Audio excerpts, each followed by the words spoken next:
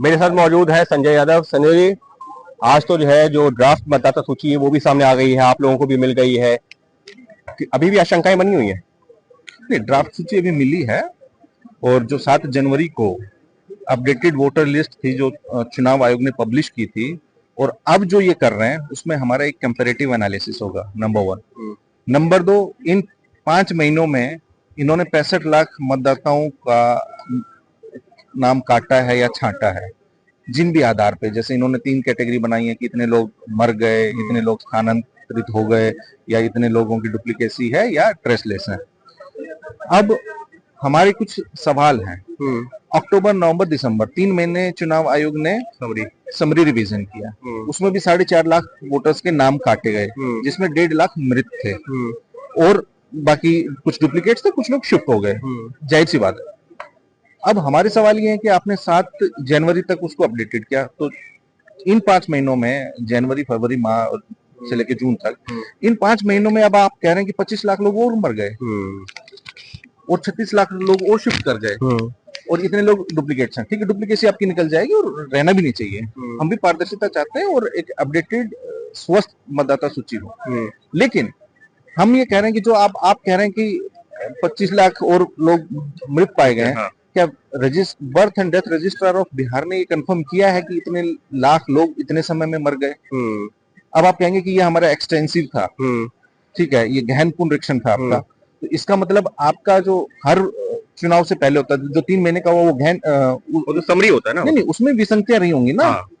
उससे पहले लोकसभा चुनाव उसी पे हुआ था। तो जो मृत पाए गए इतनी बड़ी संख्या में, वो भी तो चुनाव आयोग की अपनी एनोमलीज हैं, विसंगतियां हैं। तो हमारे चुनाव आयोग की जो पूरी एसओपी है उसको चुनाव आयोग ने अपने फॉलो नहीं किया, और उसमें जो धांधली रही, हेराफेरी हुई। देखिए, हम ये नहीं कह रहे, हम कह रहे हैं 65 की बजाय हो सकता है उसमें 2 करोड़ का भी कटे। हमें उससे कोई शिकायत नहीं है। शिकायत ये है कि आपने एसओपी का पालन नहीं किया। आपके 2% भी बीएलओ ने फिजिकल वेरिफिकेशन नहीं किया, भौतिक सत्यापन नहीं किया है।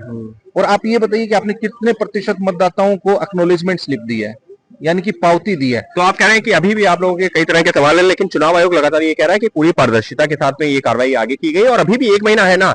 अगर जो है किसी मतदाता को लगता है उसका नाम गलत तरीके से कट गया है, किसी राजनीतिक दल को लगता है कि उनके जो सपोर्टर्स है उनका नाम कट गया है, तो वो अपील कर सकते हैं, जुड़वा सकते हैं नाम।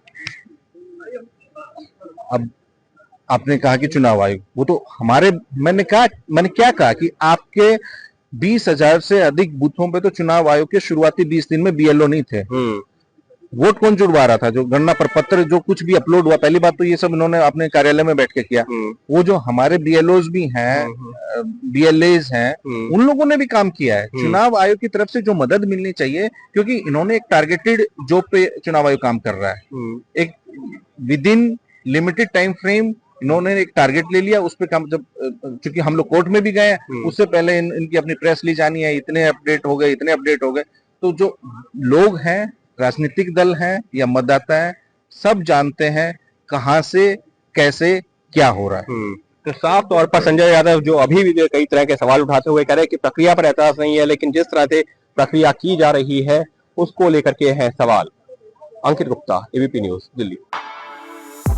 For exclusive and insightful videos, subscribe to our new channel ABP Live Premium.